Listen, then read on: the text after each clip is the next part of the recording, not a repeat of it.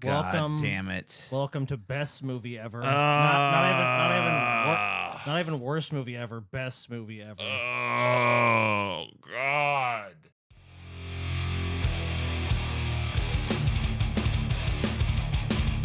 You know, isn't the sweetest thing in life to tell someone to see a movie or do a thing and just to be so right and to be so correct? And believe me, I know correct because I'm just a correct human being.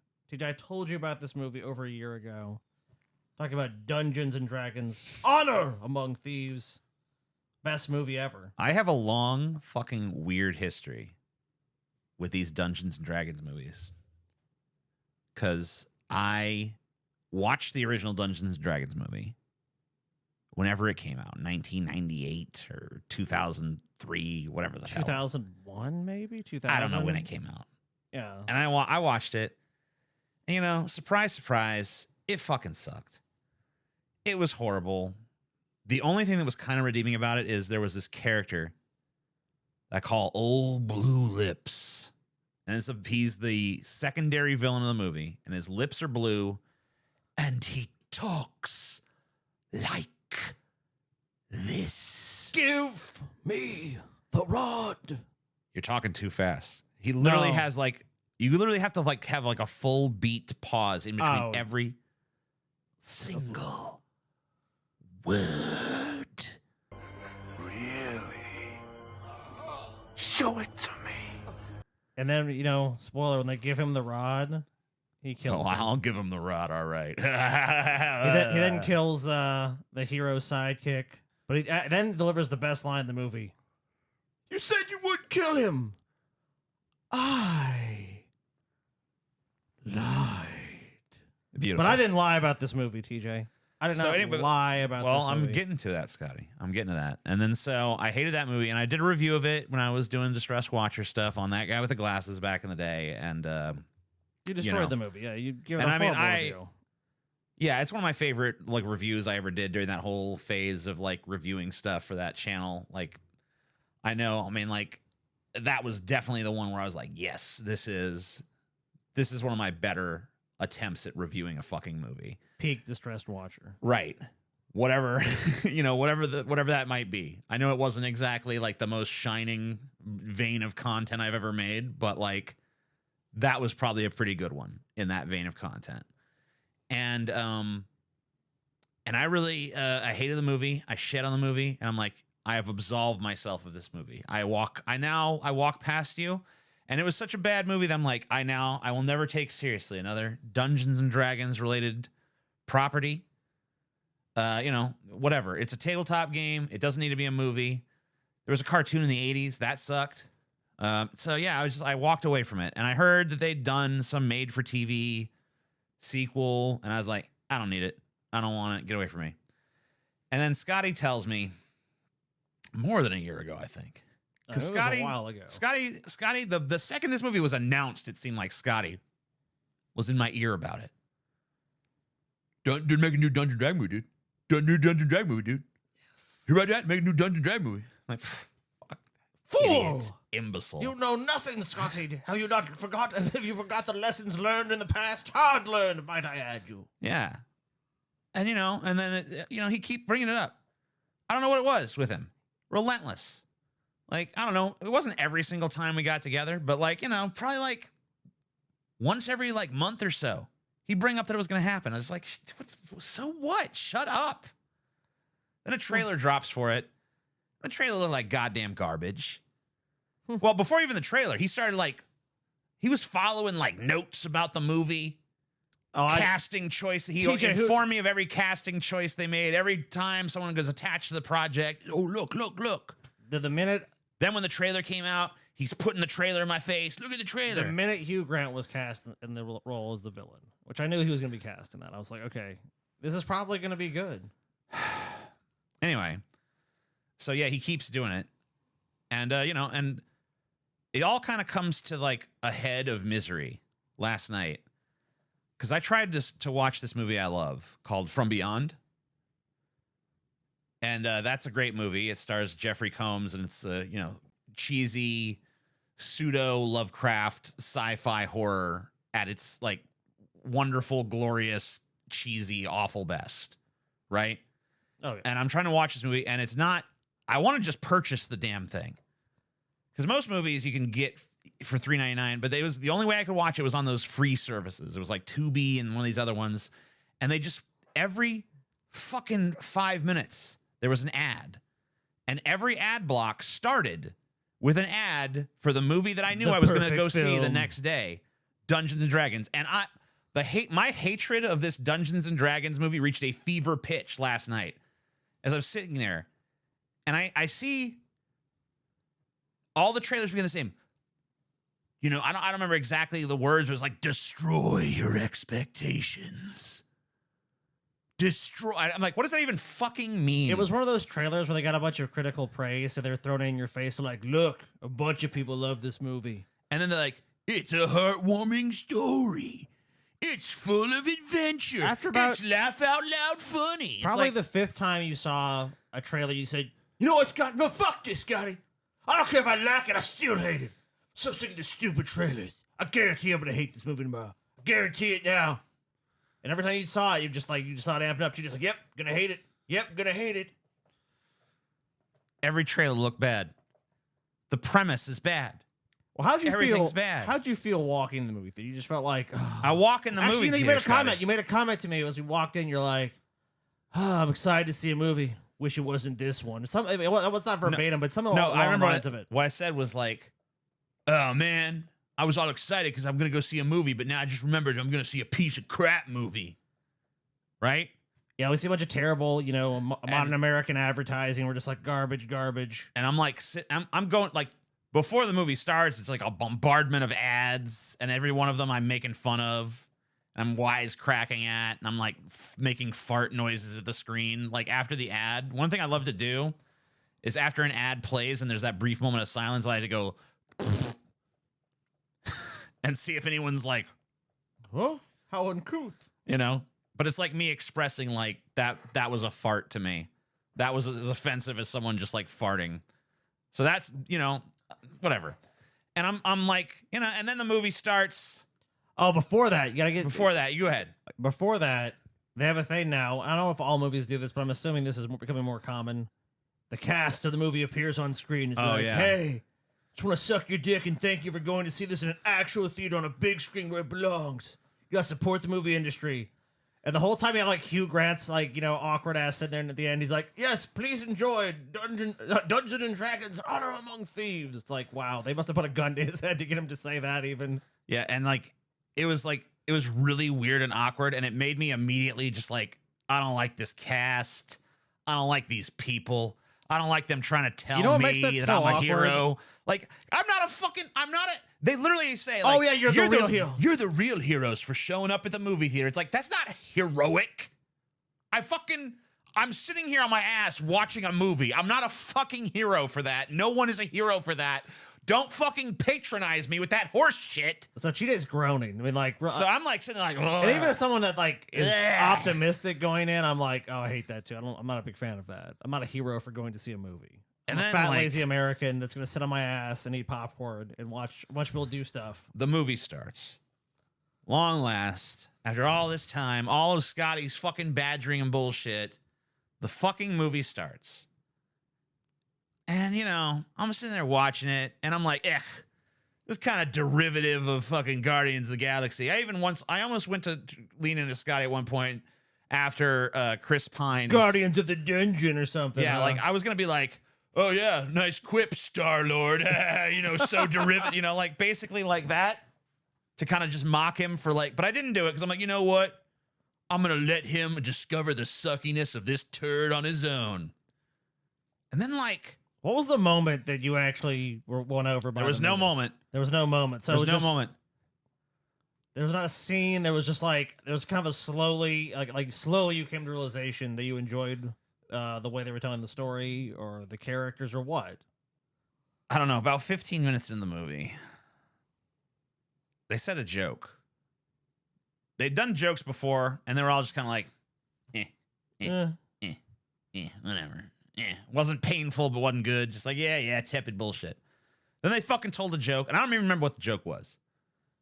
But I was like, hell was that? No. Mm. Eh. Don't smile. Then another one happened. I was like, and the movie started fucking having jokes that I liked. The movie started charming. You know what it really was, dude? Fuck you, Scotty. I hate you so much. It was the moment that I fucking saw the goddamn Hugh Grant performance. That was like the first time the movie started to charm me and seduce me a little bit. I told you, dude. As soon as he shows up and starts doing his bit, it's like my guard kind of went down a little bit. Like, oh, that's a pretty fun. Oh, wow, that's enjoyable to see him. And he had some funny lines like, oh, what a rapscallion. Long story fucking short is, I like this movie a lot. And I'm really kind of mad that I like this movie a lot. I really kind of wanted to hate this movie. I walked into this movie with a chip on my shoulder, placed there by his ass, wanting to hate this fucking thing, and I just couldn't do it. It's just too goddamn likable. Go ahead, Scotty. I advised you for over a year about that, but you know what? We're not here to gloat. I mean, I could gloat, TJ. I could tell you that, I'm just a person with prescient vision, that I can read between the lines, that I can see things other people fail to see. I could say that about myself, but I'm not going to. Mm-hmm. Yeah. I'm not going to say anything like that about myself Yeah, today. amazing. Yeah, sure. Of course not. I like to be humble. Yeah. And just say that some people Picture are of just humility. brilliant visionaries who see things that the common person they're just blind to. Right, yeah. You could say all that. I could say, but of course, I'm not going to. Far be it from you to gloat, you know. Yeah. But, dude, it's one of these movies where it is a predictable movie. But here's the caveat to being predictable. Every time you're like, okay, they're going to go do this thing, they do the thing, but then in some way it subverts your expectations of how they're going to do it, or it's more realistic. Like, the movie really brings a personality. Like, a big scene to me is the grave scene, right? You know, the wizard character, what's his name? Justice Smith, Simon, the sorcerer. Mm-hmm. He's like, I've got an amulet from the paladin, and we can ask these corpses 5 questions, right? And it's like, okay, they're going to go ask. And you figure, okay, they're going to ask this corpse a question, and the movie's going to move on. But they're able to make this great joke out of it. Like they end up using all their questions up, like immediately on the first corpse they dig up. It's like, oh shit, now we gotta go to the next one. I mean, that scene kind of reminded me of like a Monty Python sketch or something, you know? It kind of had that sort of vibe to it. So I will say this about the movie: like, it's a movie where like the comedy actually does work in the story. Like, a lot of times with these movies, like, let's say Your Highness is a perfect example. It's like, in that universe, like, you want the comedy to work, but it just doesn't. Like, the jokes just never land. It's never that clever.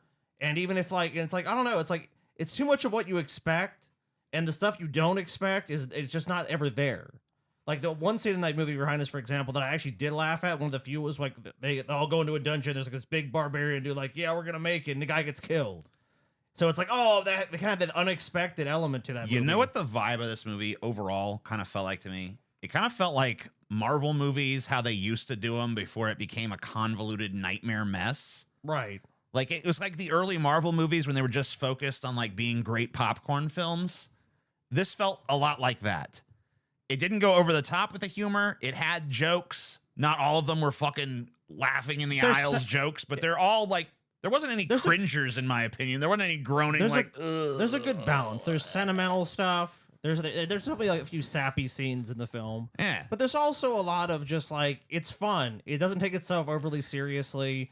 And like Cheetah said, it's not this, like, labyrinth of, like, oh, what happened in the last 10 movies, and then, oh, let's connect this thread. It's like, there's none of that crap. It's a movie, it's self-contained. You go on, you watch, and you enjoy. Right, and that self-containment aspect is so important. Because so many movies are so contingent upon being a sequel or being a remake or being a reboot. And I really hope that they don't allow this film to become some kind of franchise thing. I don't know if it's going to be a hit or what, but I hope it doesn't become some sort of D&D extended universe. If it's a hit, it's almost destined to be that. But I'm just glad that this film turned out to be surprisingly enjoyable. The last time I was this surprised by how good a fucking movie was is probably going to see the original Pirates of the Caribbean. That's true. Where it was like, you go in there with your expectations basically in the toilet. Oh, and almost none. I mean, it's like it's based on a fucking ride. I mean, and then it turns up this like, wow, that is like one of the most preeminently enjoyable popcorn movies. Isn't almost a strength of a movie now? Like, I think when you have so many derivative films come out time after time after time, and it's all based on other films you have to see or you should have seen to even get what you're watching, you just feel tired. You just feel tired of it, and it becomes so formulaic with that kind of stuff that, like, if they do the strength of like a D&D campaign, if you look at it from that way, is like they could do it all. They could do it all over again, but they don't have to do it the same way. They can do it a totally different way. They can task totally different people. You know, they obviously, I think there is some good opportunities for fantasy films within the D&D universe for sure.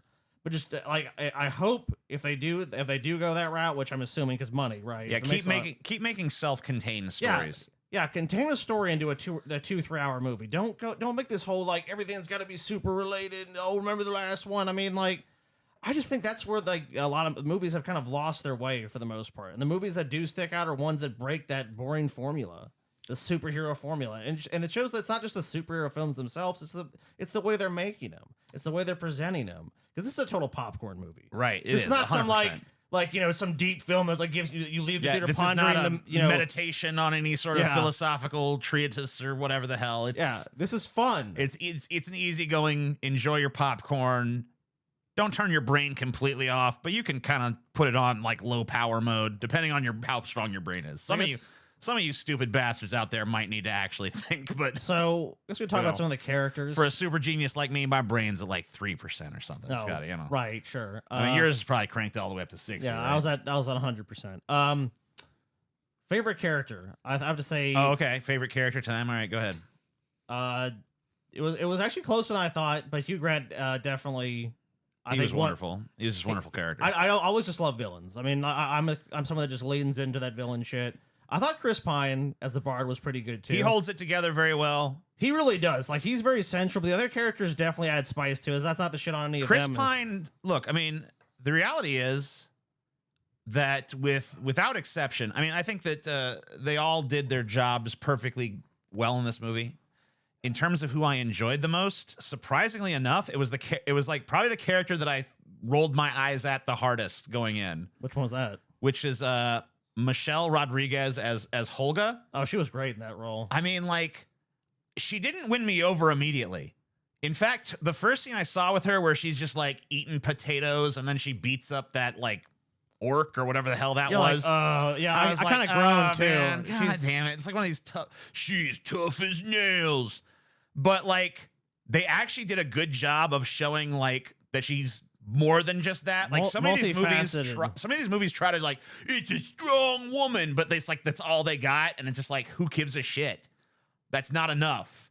And this is actually like a pretty well-rounded character, and she has vulnerabilities and she has insecurities and all this stuff. It's like way more like a real person. So she actually kind of won me over as being like my favorite character. But you know, it's a race with Hugh Grant because he's just so entertaining.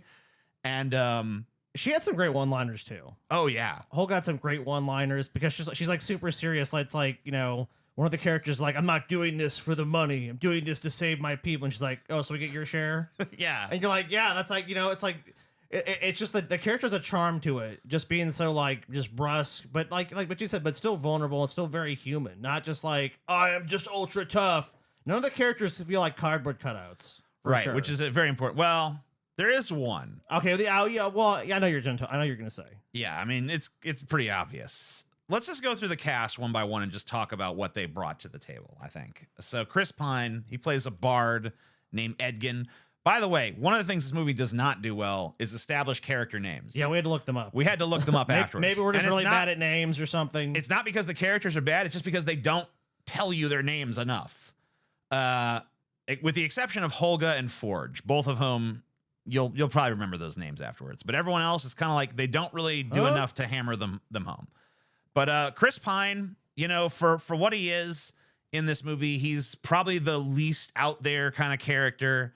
You know, he doesn't have any of the big emotional moments, really. He doesn't have any of the big action moments. He has surprisingly few like big, triumphant, huge moments in this movie.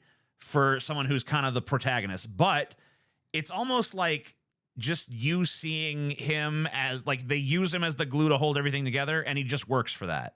He's almost like an interactive narrator to the movie. It's not that he's narrating it, actively. It's that he's the one pushing the story forward.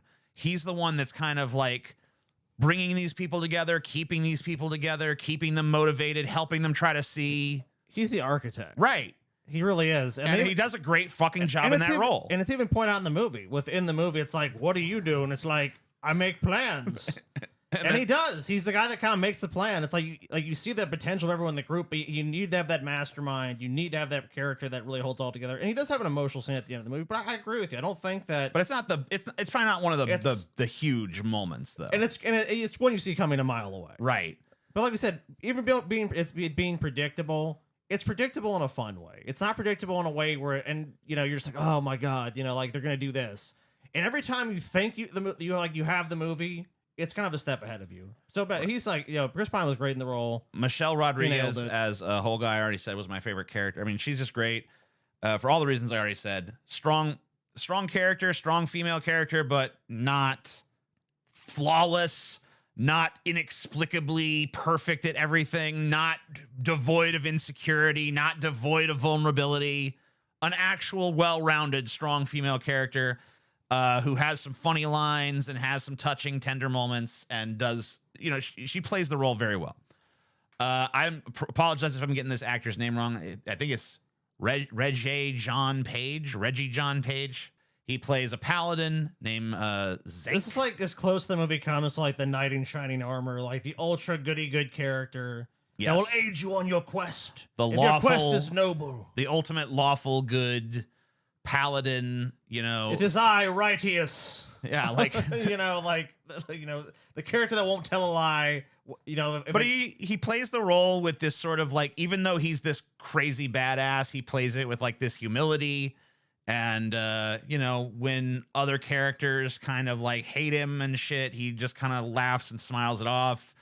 And he's kind of like aware that he's a little bit of a stick in the mud, but he's like, I don't know. He's just has like a casualness about it. He comes across as really authentic in the role. So kind of likable. He's not one of the characters that follows you throughout the whole journey. There's a part of the movie with him. I think that's probably for the best. There's a part where they have him to aid them in one aspect of their quest. He feels like a paladin. It's like he has his code, he has his philosophy, and he's basically gonna follow that. It's very much black and white when it comes to that. It's like he's not gonna really break from that code, but he is going to be helpful, and he is a badass too. So I think at the end that's kind of why they're like, we gotta nerf. We can't like give this guy if we put this guy on the team. Yeah, he's too much of an MVP. He's too much of a badass. So then you have Justice Smith playing a sorcerer named Simon, who has like a major confidence problem. Which I liked. I liked that about the character because it's like you kind of realize that too. It's like if they make him just this badass sorcerer, that kind of takes away from it being like this ragtag, almost like underdog group. Right. And he has to find that, and there's like this great story in the movie about his character and Simon and Chris Pine's character Edgin, who they share a history. Right. And Chris Pine's character basically sees like this guy, when the pressure is on, that's when he's at his best, because when it really counts, he digs deep and finds it in himself. And a big part of the movie is helping that character see that. And I thought the way that story was handled was actually pretty touching, pretty moving, and pretty compelling. And Justice Smith plays the character just fine. I don't think it was an amazing breakout performance, but he definitely does the job. When you think about this movie too, just going through these characters and talking about them, I think one of the big reasons why this movie works is the character development, because we have something to say. Like, yes. In a lot of these movies we watch, there's characters we can just go, oh, what they every really do, single what really happened with that character, like almost nothing. Every single character in this movie has an arc. Yes. Every single character in this movie has, even the most wooden one, right, has an arc of some kind. Right, so that's impressive, because a lot of times movies just have characters in there to go like, ooh, I'm doing my razzle dazzle and shit. Sophia Lillis, she's a druid named Doric. She's probably, of the main characters in this movie, my least favorite, but credit where credit is due, she's not bad. they just kind of don't give her as much meat to chew on as some of the other characters in the movie, but she does have some pretty amazing scenes that she are has more such amazing abilities that Right. I think it takes away from the amount of screen time you can even give her to actually do that, because she, as a druid, they kind of basically make her like a shapeshifter. She becomes an animal almost at will. Yeah, her escape sequence from the castle at one point is one of the highlights of the movie for sure, where she's transforming into different animals. A very unique chase scene. Let's put it that way. And when you'll ever want to see. Some of the stuff she does during the heist scenes are great. By the way, another thing I was not keen on this movie is I'm not really a big fan of heist films. And I was not keen on this movie, this Dungeons and Dragons movie being a heist movie. But honestly, the way that they work the magical rules of the world feel like a heist movie into the heist makes it actually feel like it is a heist movie, but it's like a fresh one. There's a lot of it found a way to put a new twist on an old thing. Technically, it put two kind of old things together and combined them in a very interesting way. That's how you make new things, though, right? But honestly, it's like it doesn't feel like a heist movie. It doesn't. There's not like a big scene of like, "Are you in? Hey, you son of a bitch, you in?" Like you don't feel that. It just feels like they all come together in a pretty natural way to the story.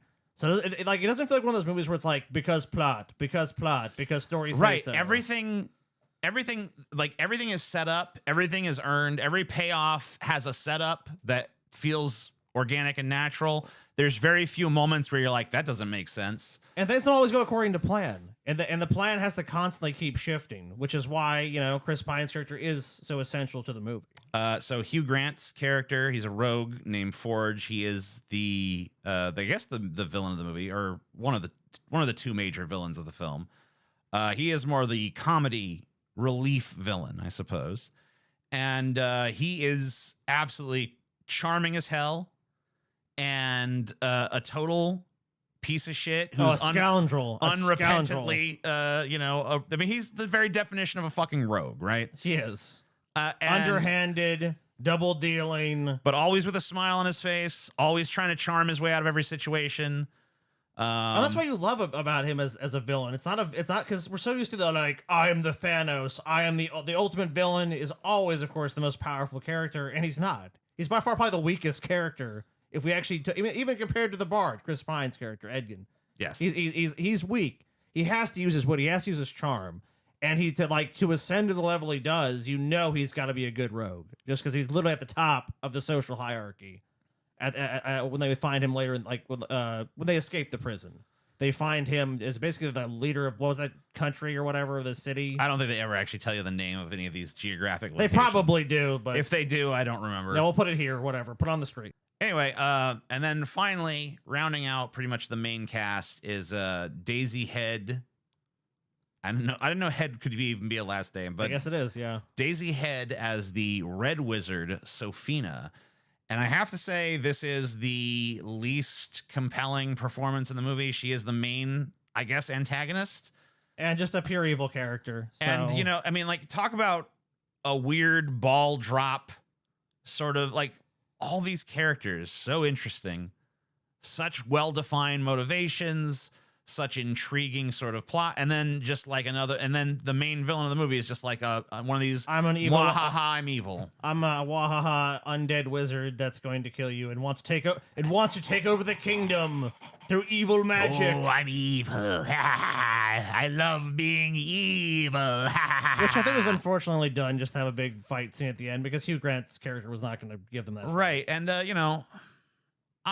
don't know. They just needed to do something more with this for me, because like I just don't understand why you have all these characters that are so intriguing, so interesting, so well performed, and then just like slapdash, throwaway, garbage tier villain. I mean, and you have a great villain in Hugh Grant, so they could clearly write a decent villain. All she needed was some kind of personality, some kind of motivation, but they just decided like, nope, wahaha, I'm evil. That's it. Just too much of a one-dimensional, like, no personality. And I mean, I get maybe that was like what they were going for, because she's kind of this undead wizard. But at the same time, it's like just there's nothing that interesting about that. Like the motivation, which is like, let's take over everything, take over the world. It's not a very interesting motivation. So I think ultimately that one is one of the few black marks on the film. And look, I mean, and by the way, I want to say, like, I don't know I don't know if I've seen Daisy Head in other shit or not. If I have, I'd have to. I don't know. I don't remember. I don't recall either. But I want to say I don't think it's her fault that the part sucked. It seemed like she was perfectly fine as an actress. It was definitely 100% just not great the writing. focus is more on the group. Right, you and know? it should be. But Of like, course.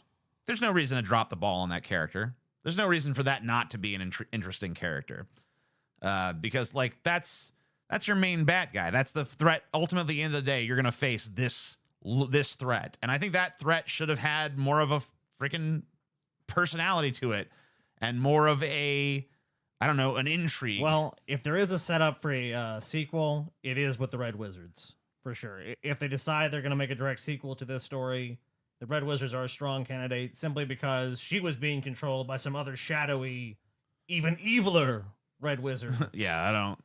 So I think if they go with that one, hopefully they can fix what they did, how they did her dirty. They can fix that with him and make him an actual interesting villain with an interesting motivation. Yeah, because if there's a weak link in the main cast, that's probably it. Yeah, being the necromancer with the army of the dead, please don't do it. Just don't do it. Let's not go there. Like Game of Thrones did it. We've seen it done a million times now. Like, you know, let's not have the evil wizard with the army of the dead. Okay, let's not do it again, guys. Please, I'm begging you. I'm begging you, please. So as far as like the strengths of this movie, I mean, it's really everything that those annoying ads said it was. It's heartwarming. There's great action. There's great comedy. It's just a great movie. I don't know what to tell you. And it's a great movie. It's one of the rare movies I think has appeal from little kids to adults. Right. I mean, this is really, This is for everybody. okay, a popcorn film fundamentally should be something that a broad swath of people could find something to like in it. So if you're a person that likes, I want to watch a great action movie. Okay, here you go. You want to watch a great comedy. Okay, here you go. You want to watch a heartfelt story with characters that are compelling and have interesting, arcs. Here it is. I mean, like, it ticks so many boxes that you'd almost kind of have to find something to like in it. Let's put it this way. It'd be pretty hard, I think, for someone to not be able to compliment something in this movie. My wife, Taylor, and TJ share virtually no movies in common that they like. Yeah, and that's true. We have very opposite And they tastes. both like this movie. So, I mean, I can't recommend the movie enough to anybody to go see. I mean, see it in theaters, even if they'll see the creepy message from the cast where it's like, "Thank you! You're the real hero! We're but mere scoundrels! Please, sir, put a coin in my hat!" yeah, I will just say, really enjoyed it. I don't know if there's too much else to say. I mean, like, I have things I could talk about, but I really want to not spoil the moments that are like really fun. I could just say like some of the heist stuff is really great. There's like some great action sequences that happen throughout. I mean, it's just a great fucking movie. I don't know what to tell you. It's an 8 out of 10 for me. 9 out of 10 for me. Happy I saw it. Glad they made it. Glad they didn't do us dirty. I'm somewhat of a D&D fan. I'm not anywhere as big of a fan as I'm sure a lot of people that went to see this movie, but I hope they felt like it's an actual worthy movie for the games. Peace, y'all.